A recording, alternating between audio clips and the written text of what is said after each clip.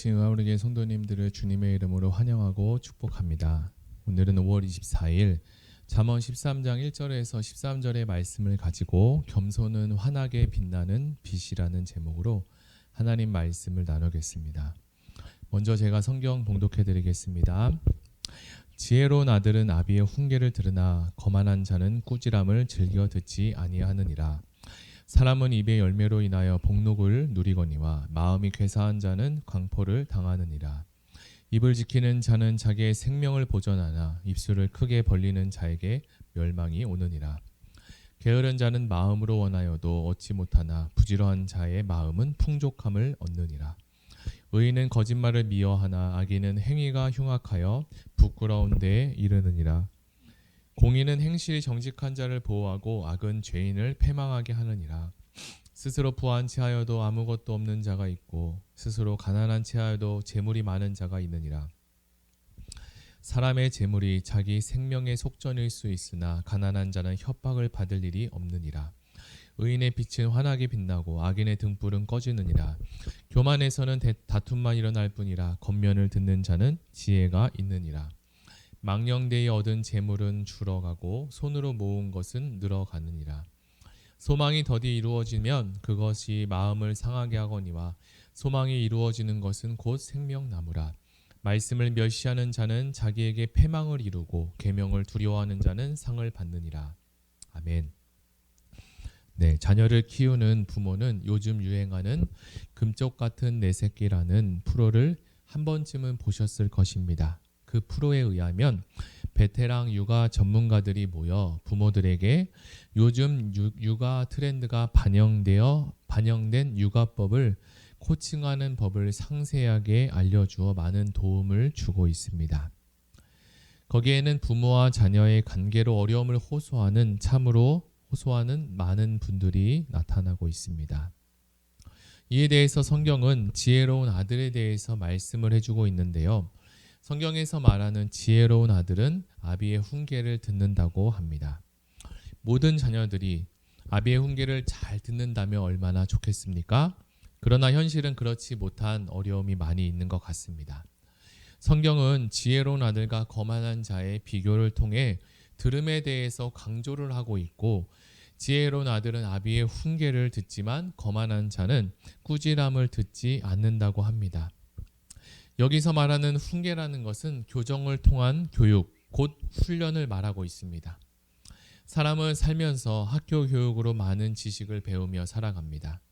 그러나 사람은 이미 지닌 지식으로만 살아가기에 턱없이 부족하므로 하나님의 훈계와 그리고 그의 말씀과 부모의 가르침이 지속적으로 필요한 존재입니다. 사람은 평생 동안 지식과 배움을 멈추지 않고 때에 맞는 지혜를 쌓아가야 합니다. 또한 여호와를 경외하는 것이 바로 하나님의 말씀과 부모의 겉면에 귀 기울이는 것이라고 이야기합니다.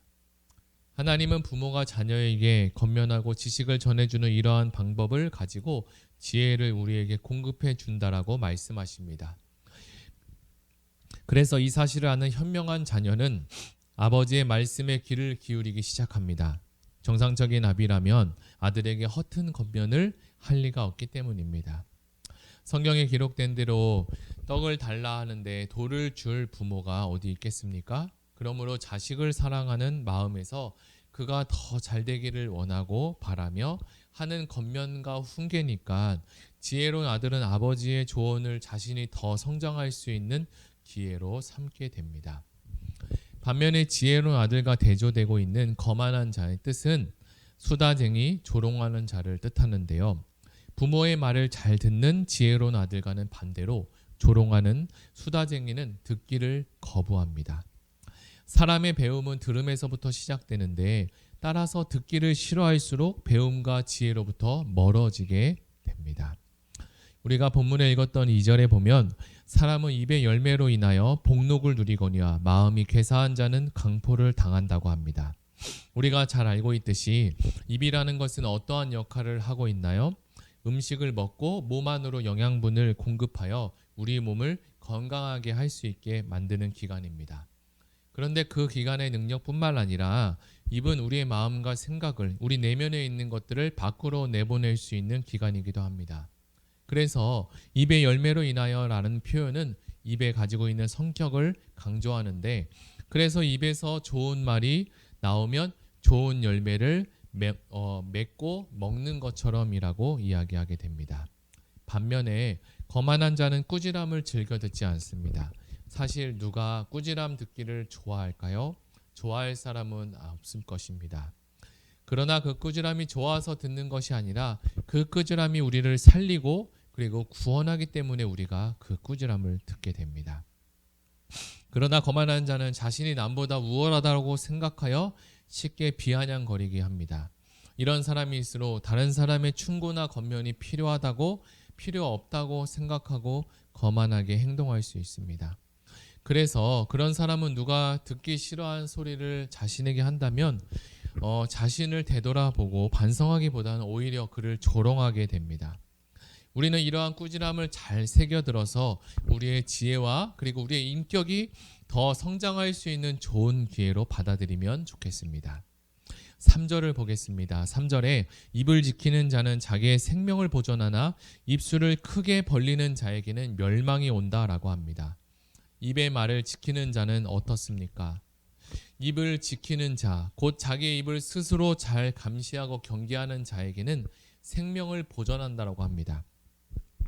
그러니까 입을 크게 벌려 말을 많이 하는 사람은 그만큼 실수도 많아지게 되고 그는 파멸이라는 참담한 상황에 놓이게 될 수 있습니다. 잠언에서 계속 반복되는 주제와 내용 중에 하나가 바로 입과 말입니다. 말의 부주의한 것을 어리석음의 전형으로 다루고 결국에는 멸망할 수 있다라고 경고해 주고 있습니다. 그리고 게으름도 어리석음 유형 중에 하나인데 이것도 잠언에서 계속적으로 반복하여 이야기합니다. 그래서 게으른 자는 마음으로 원해도 얻지 못하지만 반대로 부지런한 자는 마음이 풍족해지고 열매와 삶도 풍족해지게 된다고 합니다. 부지런한 사람이든 게으른 사람이든 모두가 자신이 하고자 하는 원하는 욕구가 있습니다. 그러나 게으른 자는 아무리 원한다 할지라도 그것을 얻지 못하지만 부지런한 사람의 욕구는 비옥한 땅처럼 풍성하게 얻게 된다라고 이야기합니다. 자, 이제 5절과 6절을 보시겠습니다. 여기서는 의인은 거짓을 미워하지만 악인은 흉악하여 수치스럽게 된다라고 합니다. 거짓말은 속이고 기만하고 불법적으로 그리고 위선적인 말을 이야기하는데요. 의인은 진실을 좋아하고 하나님 또한 거짓을 미워하며 진실과 공의를 기뻐하십니다. 자, 이제 7절 이하를 보시겠습니다. 첫째는 스스로 부한 체하지만 실은 아무것도 없는 이가 있다고 하고 반대로 스스로 가난한 척하지만 재물이 많은 자가 있다고 합니다. 가진 게 없으면서 있는 척하는 사람과 많이 가졌지만 없는 척하는 사람을 묘사하고 있는데요. 이것은 거짓된 마음을 감추고 있다는 것을 공통적으로 이야기합니다. 겉으로 포장하여 자신의 목적과 이익을 위해서 취하는 그 태도, 모습을 비판하고자 하는 교훈입니다. 특히 가난한 척하는 사람은 자기가 가진 재물로 베풀려고 하지 않는 그걸 그래서 숨기고자 한다고 이야기합니다.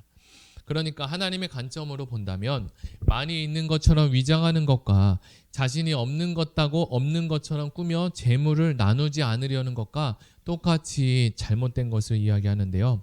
가난한 척한 사람은 재물에 대한 욕망에 사로잡힌 자이며 많은 것을 가지고 있으면서 베풀지 않고 더 많은 재물을 욕심내고자 하는 사람입니다. 이런 사람은 어려운 이웃에게도 베풀지 않아 하나님이 그에게 주신 그 복을 실천하지 않고 죄를 짓게 됩니다. 부유한 자가 필요 이상의 사치를 하며 낭비해서도 안 되지만 가난한 사람들에게 베풀 줄도 알아야 합니다. 주변에 보면 나누고 베푸는 사람이 잘 되는 일을 많이 보게 됩니다. 재물은 어떻게 모으느냐가 중요하지만 더 중요한 것은 이 재물이 어떻게 사용되어지느냐가 더 중요합니다. 이어서 9절 이하의 가르침으로 넘어가겠습니다. 9절 의인의 빛은 환하게 빛나고 악인의 등불은 꺼지느니라. 오늘 13장에서 이 9절이 어떻게 보면 핵심 구절인데 이 구절은 의인의 빛과 악인의 등불을 대조해서 설명하고 있습니다. 물론 의인의 빛은 환하게 빛나겠죠. 성경에서 빛은 여러 가지로 의미로 쓰여지는데 보통은 생명과 기쁨 그리고 탄생과 행복을 의미합니다. 반대로 어둠은 죽음과 실패와 멸망을 상징하기도 합니다. 그래서 저자는 의인의 빛은 환하게 빛나게 되고 의인은 참으로 행복하고 풍요롭고 기쁨 가득한 삶을 살게 될 것이라고 이야기합니다. 그렇다면 반대로 악인의 등불은 꺼진다고 하는데 성경에서 이 등불이라는 것은 장수와 축복을 상징하기도 합니다. 여기에서 등불의 의미를 살펴보면 앞에서 이야기한 의인의 밝은 빛으로 묘사를 했다면 여기서 악인은 사라지고 희미함으로 이해할 수 있습니다. 그래서 하나님은 의인의 삶은 밝고 빛나게 하시고 악인의 등불은 끄신다라고 이야기합니다. 자, 이어서 나오는 10절에 보면 교만에서는 다툼만 일어날 뿐이라 겉면을 듣는 자는 지혜가 있느니라 라고 합니다. 교만과 지혜를 대조하고 있는데요. 교만은 지나친 자신감을 이야기하고 교만이 있는 곳에는 곧 다툼이 생기게 됩니다. 어느 누구도 지나친 자신감과 교만을 가진 사람을 기뻐하지는 않습니다. 교만한 사람은 다른 사람의 말에 귀 기울이지 않을 뿐만 아니라 자기 말만 하기 때문입니다. 이웃의 조언과 그리고 겉면을 더욱더 들으려고 하지 않습니다. 그러므로 그를 염려해 주어서 조언을 해주는 자와 오히려 다투게 되고 서로 상처를 주고받게 될 뿐입니다. 반면에 겉면을 잘 듣고 실행하는 지혜로운 사람이 있습니다. 다른 사람의 조언을 귀담아 듣고 귀 기울이는 사람들은 지혜가 있는 사람들이죠. 이들은 조언을 하는 사람들과 다툴 일이 없고 조언을 감사하게 받아들여 더 바르게 성장하고 성숙하게 자라게 될 것입니다. 이제 마지막입니다. 12절과 13절에 보면 소망이 더디 이루어지면 마음이 상하게 되거니와 소원이 이루어지는 것은 곧 생명나무라. 말씀을 멸시하는 자는 자기에게 패망을 이루고 계명을 두려워하는 자는 상을 받게 된다고 합니다. 어떤 일과 결과의 소망이 이루어지는 것은 모두가 바라는 일일 것입니다. 그러나 그 시간과 때를 우리는 아무도 알지 못하기에 소망이 더디게 이루어지면 그것을 참고 견디는 것은 그 일은 모두에게 어려움이 될 것입니다. 그러나 시간과 소망의 때가 완성되어 소원이 이루어진다면 말할 수 없는 기쁨과 그리고 감격으로 표현될 것입니다. 그 표현은 성경에서 생명나무가 될 것이라고 하는데요. 이는 사람의 소원의 성취가 생명의 활기로 충만해져서 기쁨과 감사로 표현된다는 것입니다. 특별히 오늘 잠언 13장의 말씀은 여러 가지 주제에 대해서 우리에게 지혜를 알려주었는데요. 지혜로운 아들은 아비의 훈계를 듣는 것과 그리고 입술의 열매를 맺는 것, 그리고 진실과 거짓이 주는 유익과 해에 대해서, 그리고 교만과 소망의 열매에 대해서 이야기해 주었습니다. 오늘 들은 말씀을 묵상하며 하나님이 들려주시는 지혜를 잘 풀어내고 그리고 우리가 살아가는 이 현장 속에서 풍성한 열매를 가득 맺기를 예수님의 이름으로 축복합니다. 우리 다 같이 들은 말씀을 생각하며 다 같이 기도하시겠습니다. 하나님 아버지 감사합니다. 오늘 잠언 13장의 말씀을 가지고 지혜로운 아들은 아비의 훈계를 잘 듣는다고 이야기했는데 하나님 우리도 지혜로운 아들이 되어 하나님 이웃과 부모님과 그리고 많은 사람들이 주는 훈계와 또 지혜를 잘 새겨들어서 하나님이 기뻐할 수 있는 지혜로운 자가 되어서 넉넉하고 풍성한 삶을 이루어갈 수 있도록 하나님 축복하여 주시옵소서.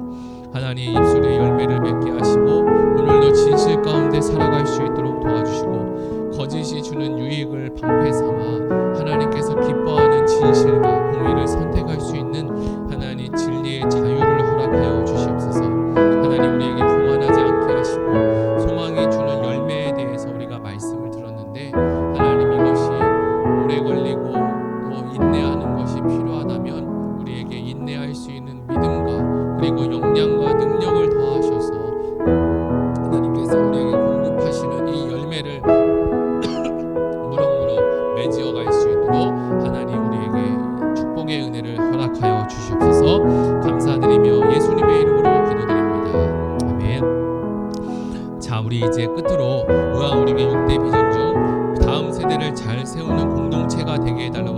하시고 나라 민족을 위해서 그리고 각자 가지고 오신 개인 기도 제목을 놓고 다 같이 기도하며 나아가겠습니다.